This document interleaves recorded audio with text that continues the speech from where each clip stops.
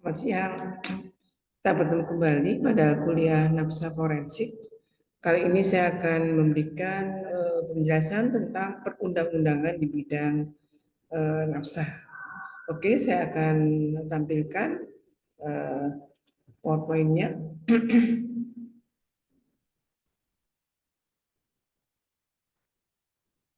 Jadi saya akan sedikit membahas tentang perundangan di bidang narkoba atau narkotika.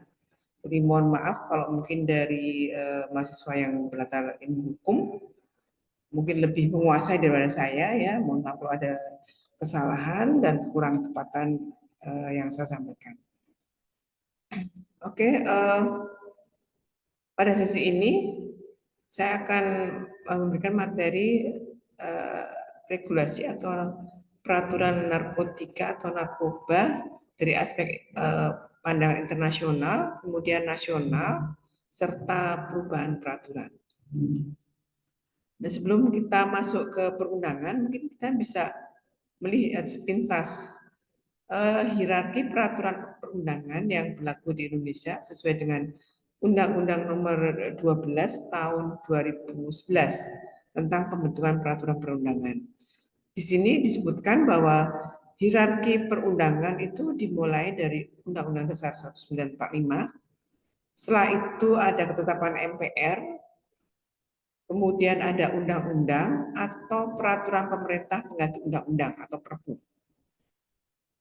Hierarki berikutnya yang berikutnya adalah peraturan pemerintah atau PP. Kemudian peraturan presiden, Perpres, dilanjutkan dengan peraturan daerah level provinsi dan peraturan daerah level kabupaten atau kota. Nah ini hierarki peraturan perundangan. Untuk itu kita akan melihat untuk nafsa itu seperti apa ininya, regulasinya. Secara garis besar bahwa untuk narkotika, mungkin saya ulangi sebentar ya, ada narkoba, narkotika, psikotropika, dan bahan adiktif lainnya, atau nafsa, narkotika, psikotropika, dan zat adiktif. Jadi ini yang sering orang memakai nafsa, narkoba, mana yang benar ya. Yang jelas narkotika dan psikotropika itu tidak sama. Cuma masyarakat umum kadang-kadang narkotika itu ya psikotropika, atau kadang-kadang menyebut bahwa itu senyap psikotropika itu narkotika ya. Nah, aturan internasional yang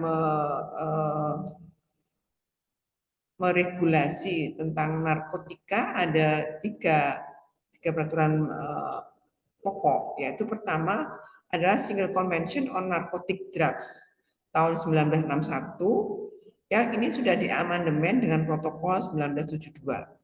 Ini konvensi ini mengatur khusus tentang narkotika. Kemudian yang kedua adalah Convention on Psychotropic Substance tahun 71. Jadi tadi narkotika dengan amandemen tahun 72, tapi psikotropika juga sudah ada di tahun 71. Kemudian ada United Nations Convention Against Illicit Traffic in Narcotic Drug and Psychotropic Substance tahun 1988. Nah, regulasi ini mengakomodir munculnya senyawa narkotika baru, narkotika atau psikotropika baru, termasuk dalam hal ini adalah NPS, New Psychoactive Substance.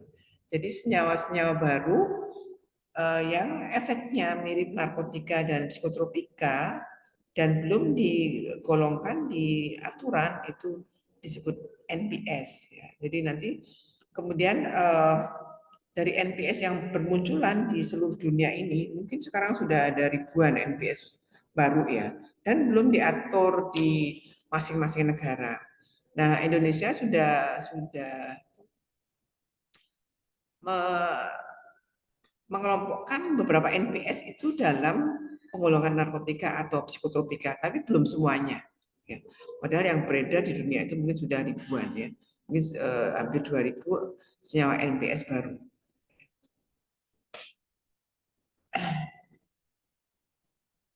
Kemudian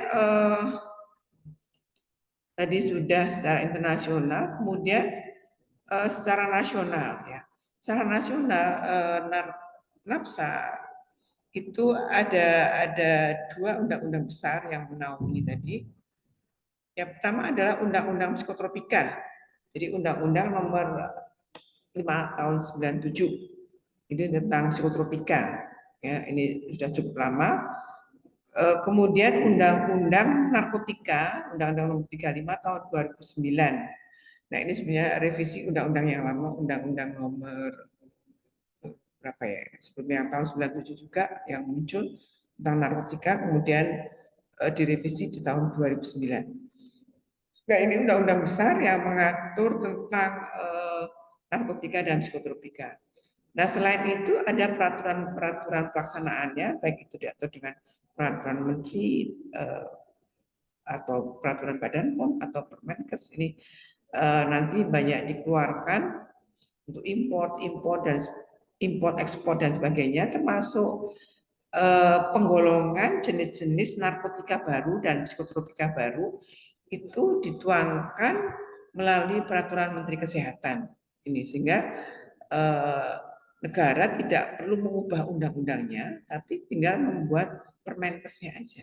Permenkes tentang perubahan penggolongan narkotika dan psikotropika. Jadi NPS yang tadi belum masuk di golongan narkotika dan psikotropika akan dimasukkan di item-item narkotika atau psikotropika setelah dikaji secara kaidah ilmiah dari berbagai akademisi, dari birokrat dan berbagai pihak untuk menentukan apakah ini masuk narkotika atau psikotropika, golongan 1, 2, 3 atau 4 dan seterusnya. Itu di aturan internasional. Nah, sekarang kita lihat dulu yang narkotika yang diatur melalui Undang-Undang Nomor 35 Tahun 2009. Nah, ini mungkin sudah saya sampaikan sebelumnya di mata kuliah narkotika bahwa menurut undang-undang ini narkotika dikelompokkan menjadi 3, golongan 1, golongan 2, dan golongan 3. Jadi golongan 1 tidak untuk penggunaan medis, golongan 2 dan 3 digunakan untuk medis. Nah, perubahan secara berkala, baik itu penambahan atau pengurangan narkotika, ini diatur melalui peraturan Menteri Kesehatan. Dan terakhir, tentang narkotika itu dengan Permenkes nomor 9 tahun 2022 tentang perubahan penggolongan narkotika. Itu tentang narkotika. Kemudian untuk psikotropika, menurut Undang-Undang Nomor 5 Tahun 97, psikotropika digolongkan menjadi 4 golongan. Kalau tadi narkotika 3, psikotropika ini menjadi 4. Ya. Golongan 1 sama tidak untuk medis. Golongan 2, 3, 4 dapat digunakan untuk medis. Sama hanya dengan narkotika, ini apabila ada penambahan, baik itu pengurangan, perubahan, ada pengurangan atau penambahan tentang item-item psikotropika, ini akan diatur melalui peraturan Menteri Kesehatan. Dan yang terakhir ini melalui Permenkes nomor 10 tahun 2022 tentang perubahan penggolongan psikotropika. Ini nanti bisa di-download sendiri ini apa saja item-item yang masuk narkotika psikotropika ini ya. Juga tadi Permenkes nomor 9 ya tahun 2022. Dan ini Permenkes ini akan direvisi secara berkala ya. Nanti dikaji lagi, nanti mana senyawa lagi yang masuk narkotika, mana itu ya. Mana yang masuk psikotropika atau mana yang nggak perlu dimasukkan karena mungkin ini bukan obat misalnya gitu ya. Nah, terkait dasar penggolongan untuk baik narkotika psikotropika itu dasarnya adalah karena pertama ada aspek penggunaan medis tadi kan. Golongan 1 baik narkotika psikotropika tidak dapat digunakan untuk medis, hanya boleh untuk riset, untuk pengetahuan. Ancaman hukuman golongan 1 lebih tinggi daripada golongan 2, 3 atau 4 untuk psikotropika ya. Kemudian efek ketergantungan juga sama. Ternyata obat narkotika psikotropika golongan 1 itu efek ketergantungannya lebih tinggi dibandingkan 2, 3 maupun 4. Ini dasar penggolongan sehingga Nanti kalau ada NPS baru, dilihat apakah ketergantungannya tinggi. Kalau tinggi ya masukkan golongan 2. Kalau bisa untuk medis. Kalau ini gangguannya tinggi tapi tidak bisa untuk medis, ya masukkan di golongan 1. Itu dasar dari penggolongan. Kemudian sanksi hukum. Nah, terkait dengan sanksi hukum ini, kita mengenal 2 jalur sanksi, baik itu secara penal atau pidana, kemudian non penal atau non pidana, yaitu yang preventif dan rehabilitatif. Jadi kalau penal atau pidana ya ancamannya penjara, bisa denda, bisa ancaman untuk narkotika seumur hidup atau bisa juga hukuman mati, ya, tergantung kasusnya. Ini ada pernah kan kasus bandar narkoba yang dihukum mati ini, ya, siapa lupa namanya. Kemudian untuk psikotropika ini ancamannya lebih ringan daripada narkotika. Jadi pidananya itu 1 sampai 20 tahun. Tidak ada pidana seumur hidup atau pidana mati. Kemudian untuk rehabilitasi ini diterapkan untuk pemakai atau korban penyalahguna narkotika dan psikotropika.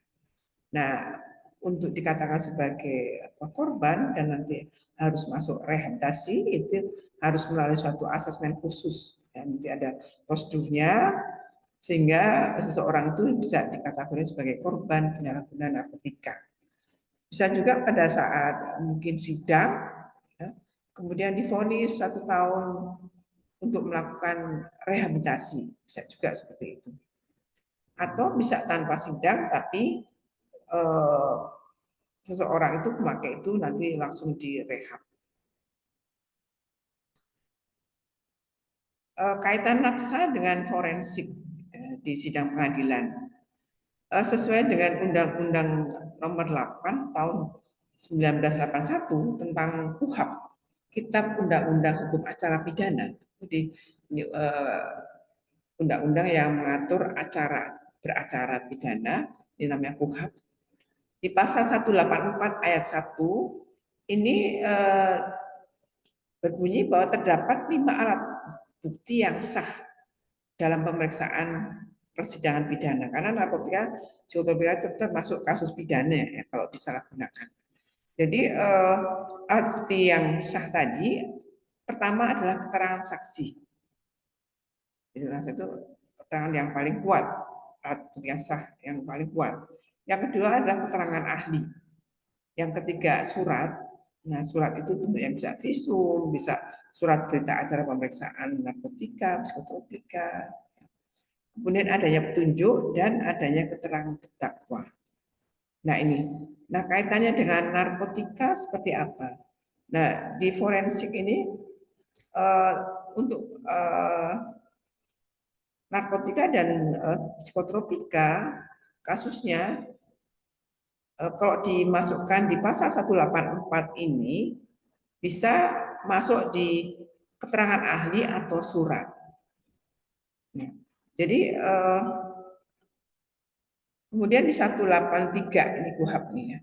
Tadi 184 itu alat bukti, 183 ini berbunyi bahwa hakim tidak boleh menjatuhkan pidana kepada seseorang kecuali apabila sekurang-kurangnya 2 alat bukti yang sah.